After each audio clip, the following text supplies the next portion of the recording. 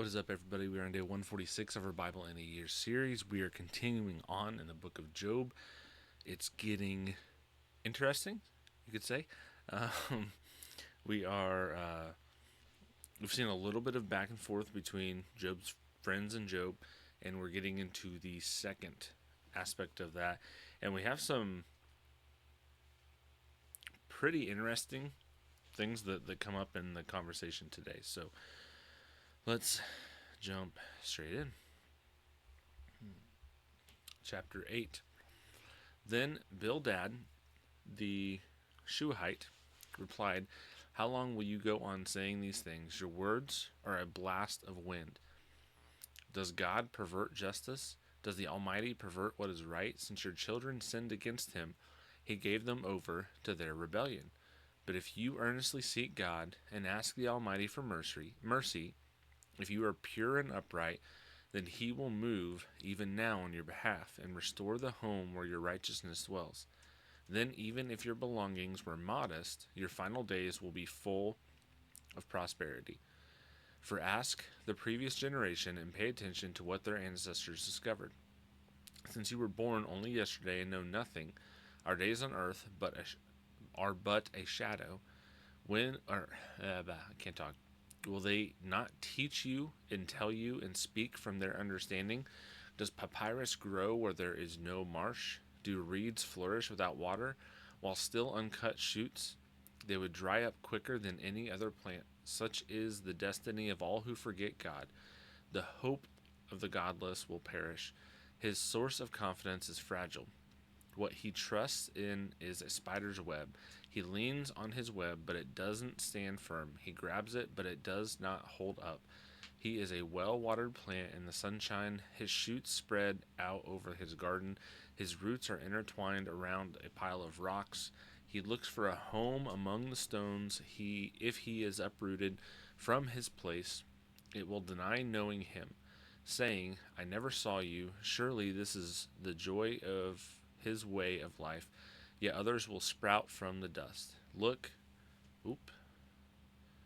God does not reject a person of integrity, and he will not support evildoers. He will yet fill your mouth with laughter and your lips with a shout of joy. Your enemies will be clothed with shame. The tent of the wicked will no longer exist. Okay, chapter 9. This is going to be Job's reply to Bildad, and there are some very interesting nuggets I think we can pull out of Job's reply. I'm going to try to point out some things that I think you would maybe not realize without really looking at this a little deeper. Verse 1, chapter 9. Then Job answered, Yes, I know what you've said is true, but how can a person be justified before God? If one wanted to take him to court, he could not answer God once in 1,000 times. God is wise and all-powerful.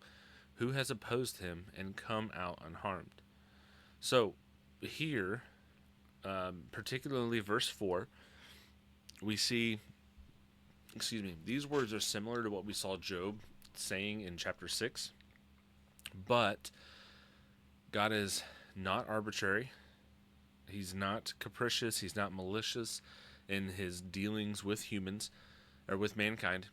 Ultimately, God's goal is his own glory and to try to bring about goodness in us.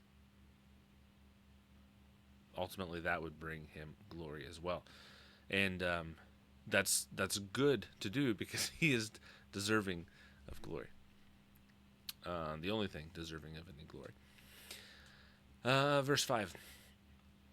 He removes mountains without their knowledge, overturning them in his anger. He shakes the earth from its place so that its pillars tremble. He commands the sun not to shine and seals off the stars. He alone stretches out the heavens and treads on the waves of the sea. Now this here in verse 8 is what I was talking about previously, that you probably wouldn't pick up specifically what was being said unless you were studying a little bit deeper into this. And this is where I think I've talked about this. We're reading from the Christian Standard Bible, and I have linked in the description. It is a CSB apologetic study Bible, and this is one of the Bibles that I use pretty much daily with my studying. And this is kind of what I use to form a lot of like the notes and things like that I go over, the things I pull out. But this line says, and treads on the waves of the sea. So if you go back, you remember that we have talked about this Canaanite goddess Asherah, right? And anytime Israel would come back and fall away, they would had these Asherah poles, and this was a goddess that they worshipped of the Canaanites. Well, Asherah's name literally means she who treads on the sea. So the Bible here is portraying God's sovereignty using similar language to what we see talking about these pagan gods. The reason why is they're doing this to counter pagan mythology with depictions of God's greater power. So her name translates to she who, what does it say? She who treads on the sea. And this in verse 8 here, he alone stretches out the heavens and treads on the waves of the sea. So saying no, she doesn't. He is the one that actually does. Okay? Verse 9. He makes the stars, the Bear, Orion, and Pleiades, and the constellations of the southern sky. He does great and unsearchable things, wonders without number. If he passed by me, I wouldn't see him. If he went by, I wouldn't recognize him. If he snatches something, who can stop him? Who can ask him, what are you doing? God does not hold back his anger. Rahab's assistants cringe in fear beneath him. How then can I answer him or choose my argument against him? Even if I were in the right, I could not answer. I could only beg my judge for mercy. If I summoned him and he answered me, I do not believe he would pay attention to what I said. He batters me with a whirlwind. My video just messed up. I'll say that again. He batters me with a whirlwind and multiplies my wounds without cause. He doesn't let me catch my breath, but fills me with bitter experiences. If it is a matter of strength, look, he is the powerful one. If it is a matter of justice, who can summon him? Even if I were in the right, my own mouth would condemn me. If I were blameless, my mouth would declare me guilty, though I am blameless. I no longer care about myself. I renounce my life. It is all the same. Therefore I say, he destroys both the blameless and the wicked. When catastrophe brings sudden death, he mocks the despair of the innocent. The earth is handed over to the wicked. He blindfolds its judges. If it isn't he, then who is it? My days fly by faster than a runner. They flee without seeing any good. They sweep by like boats made of papyrus, like an eagle swooping down on its prey. If I said I will forget my complaint, change my expression and smile, I would still live in terror of all my pains. I know you will not acquit me. Since I will be found guilty, why should I struggle in vain? If I wish myself with snow, and if I wash myself with snow and cleanse my hands with lye, then you dip me in a pit of mud, and my own clothes despise me. For he is not a man like me that I can answer him, that we can take each other to court. There is no mediator between us to lay his hand on both of us. Let him take his rod away from me, so his terror will no longer frighten me. Then I would speak and not fear him. But that is not the case. I am on my own. Yeah, chapter 10. So, I mean, Job is still, I think, is showing he is still having this, kind of a poor me type mentality here. Yeah. And he is just continuing. And so this kind of reminds me of, I've seen people before who I think it would. I don't know if they would be technically qualified as like a narcissist, but when they're caught in something, they will like throw a massive, I guess you could say, pity party, or like, yeah, you're right, I guess I shouldn't do that, but what do you expect, I always screw things up, and this type of I don't know, I guess attitude you could say. But the purpose of it is to try to get the person that is accusing them of the thing that they rightfully should be accused of to back off and drop it, even though they deserve to be called out on it. Hopefully that made sense. Okay, chapter 10. I am disgusted with my life. I will give vent to my complaint and speak in bitterness of my soul. I will say to God, do not declare me guilty. Let me know why you prosecute me. Is it good for you to oppress to reject the work of your hands and favor the plans of the wicked? Do you have eyes of flesh, or do you see as a human sees? Are your days like those of a human, or your years like those of a man, that you look for my iniquity and search for my sin, even though you know that I am not wicked and that there is no one who can rescue from your power? Your hands shaped me and formed me. Will you now turn and destroy me? Please remember that you formed me like clay. Will you now return me to dust? Did you not pour me out like milk and curdle me like cheese? You clothed me with skin and flesh. You wove me together with bones and tendons. You gave me life and faithful love, and your care has guarded my life. Yet you conceal these things, these thoughts, in your heart. I know that this was your hidden pain. If I sin, you would notice and would not acquit me of my iniquity. If I am wicked, woe to me. And even if I am righteous, I cannot lift up my head. I am filled with shame and have drunk deeply of my affliction. If I am proud, you hunt me like a lion and again display your miraculous power against me. You produce new witnesses against me and multiply your anger toward me. Hardships assault me, wave after wave. Why did you bring me out of the womb?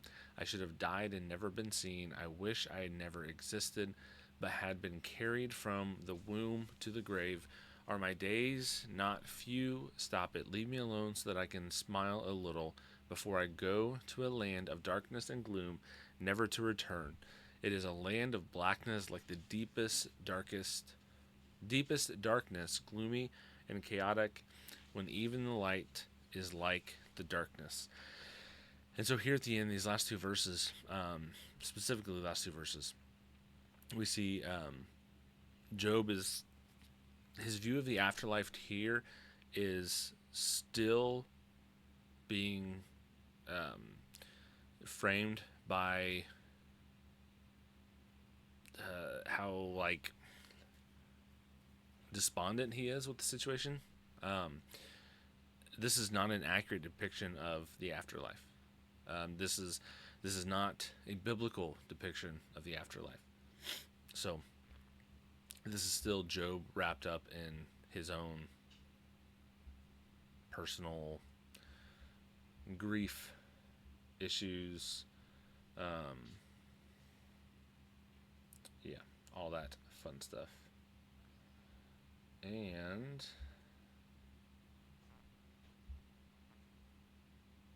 I forgot to pull up questions.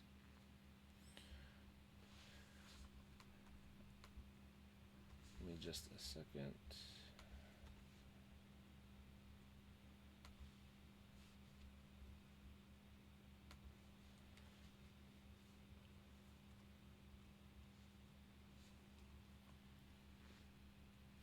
Okay.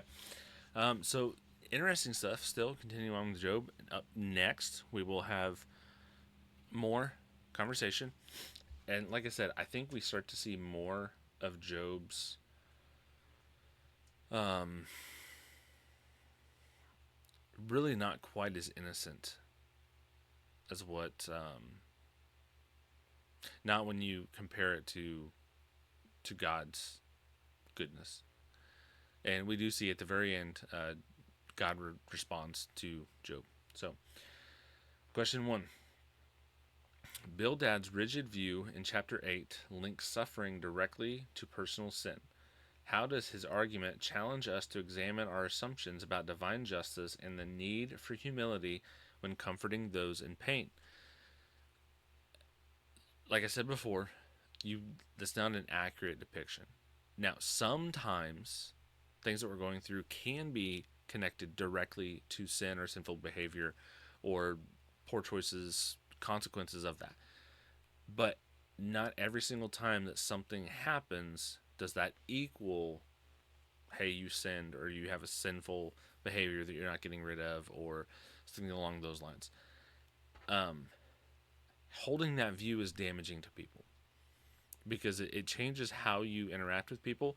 Instead of meeting them where they are and trying to be empathetic to them and their situation, or trying to talk them through it, or just sit down and be there for them, you end up pushing to try to, if you hold this view logically, you would push to try to see what sin they're committing or what sin they have not repented of that is leading to this thing that's going on.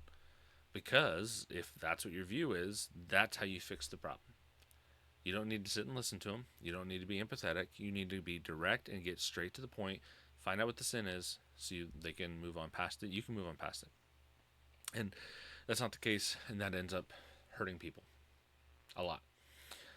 Question 2. Job's cry in chapter 9 for a mediator between himself and God expresses deep longing. How might this desire prompt us to reflect on the human need for reconciliation with God, fulfilled through Christ's role as our advocate? I do think there is something to be said about what we see from Job as far as it seems like there is this idea he is not worthy of approaching God, which is true.